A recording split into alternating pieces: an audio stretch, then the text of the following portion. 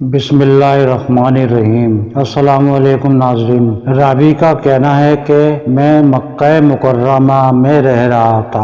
ایک دفعہ مجھ پر سخت دور آیا۔ غربت کی وجہ سے کئی دن فاقے کاٹنے پڑے۔ بھوک کی وجہ سے میں بہت کمزور ہو گیا۔ میرے پاس اتنی رقم بھی نہ تھی کہ اس سے کچھ کھانا خرید سکوں۔ ایک دن میں کھانے کی تلاش میں گھر سے باہر نکلا۔ چلتے چلتے مجھے اچانک ایک ریشمی تھیلی ملی۔ میں نے اسے اٹھا لیا۔ گھر لا کر کھولا تو اس میں ایک خوبصورت موتیوں کا ہار تھا۔ میں نے زندگی بھر ایسا خوبصورت اور اعلیٰ ہار نہیں دیکھا تھا۔ میرے دل میں آیا کہ اس کو بیچ کر کھانا خرید لوں، لیکن میرے دل نے کہا کہ مالک کی اجازت کے بغیر ایسا کرنا ٹھیک نہیں ہے۔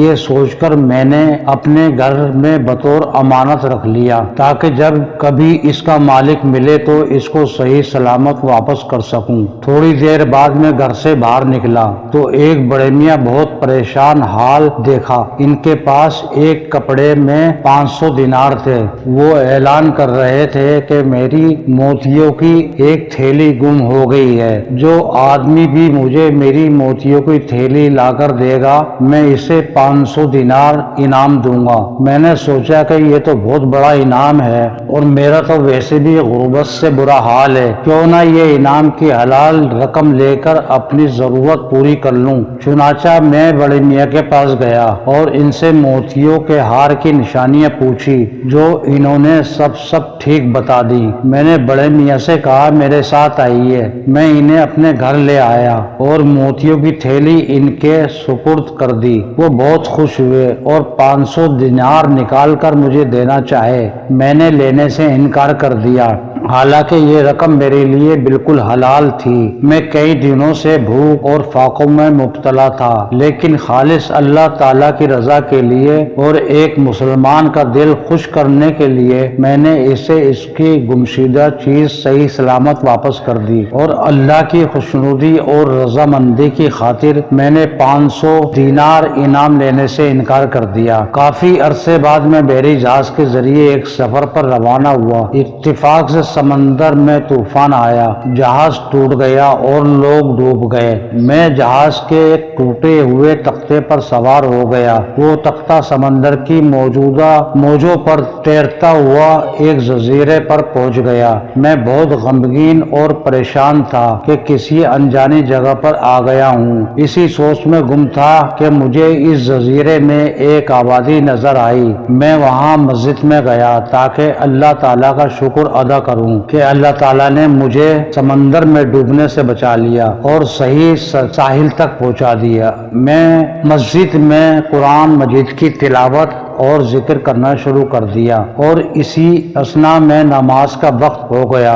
جزیرے والوں نے مجھے نماز پڑھانے کو کہا۔ میں نے نماز پڑھائی تو وہ بہت خوش ہوئے کہ میں قرآن اچھی طرح پڑھتا ہوں۔ انہوں نے مجھے قرآن مجید پڑھانے اور سکھانے کی درخواست کی، جو میں نے خوشی سے قبول کر لی اور انہیں پڑھانے لگا۔ چونکہ جزیرے پر رہنے والے ان پڑھ تھے، اس لیے میں نے وہاں کے نوجوانوں اور بچوں کو لکھائی سکھانا بھی شروع کر دی اور میں ان کے پاس وہیں رہنے لگا۔ جزیرے والوں کو مجھ سے عقیدت اور محبت بڑھنے لگی۔ چنانچہ ایک دن جزیرے والوں نے مجھے کہا کہ ہمارے ہاں ایک یتیم لڑکی ہے اور اس جیسی نیک لڑکی پورے جزیرے میں نہیں ہے۔ اس کے پاس مال بھی بہت ہے۔ ہماری خواہش ہے کہ تم اس یتیم لڑکی سے شادی کر لو، کیونکہ پورے جزیرے میں تمہارے جیسا نیک اور دین کو سمجھنے والا کوئی نہیں۔ میں نے کہا کہ میں شادی نہیں کرنا چاہتا۔ جزیرے والوں نے کہا کہ نہیں، آپ کو ہر صورت میں اس لڑکی سے شادی کرنی ہوگی۔ چنانچہ مجھے ان کی بات ماننا پڑی اور میں شادی کرنے پر راضی ہو گیا۔ جب میرا نکاح ہو گیا تو انہوں نے لڑکی کو دلہن بنا کر میرے پاس بھیج دیا۔ میں نے جب لڑکی کو دیکھا تو میری نگاہ اس کے گلے میں لٹکے ہوئے ہار پر پڑی۔ میں اسے دیکھتا رہ گیا کیونکہ یہ تو وہی قیمتی موتی موتیوں والا ہار تھا جو میں نے مکہ مکرمہ میں بڑے میاں کو واپس کیا تھا۔ یہ دیکھ کر میری حیرت کی انتظار نہ رہی اور میں کئی گھنٹے تک ہار کو دیکھتا رہا اور اللہ کی قدرت کے کرشمے میں سوچتا رہا۔ اگلے دن جب لوگوں کو پتا چلا کہ میں نے بیوی سے بات تک نہیں کی اور مسلسل ہار ہی کو دیکھتا رہا تو لوگ بڑے حیران ہوئے اور مجھ سے کہنے لگے کہ آپ عجیب آدمی ہیں کہ اس ہار ہی کو دیکھتے رہے، آخر اس میں حیرت اور تعجب کی کیا بات تھی؟ میں نے لوگوں کو ہار والا سارا قصہ سنایا جو مکہ مکرمہ میں پیش آیا تھا۔ یہ قصہ سن کر لوگوں نے خوشی سے نعرہ تکبیر لگانا شروع کر دیا۔ اب میں بڑا حیران ہوا کہ ان لوگوں کو کیا ہو گیا ہے، آخر اس قصے میں خوشی کی بات کون سی ہے، یہ لوگ اتنے خوش کیوں ہو رہے ہیں؟ تب لوگوں نے مجھے بتایا کہ وہ بڑے میاں جن کو آپ نے ہار واپس لوٹا دیا تھا وہ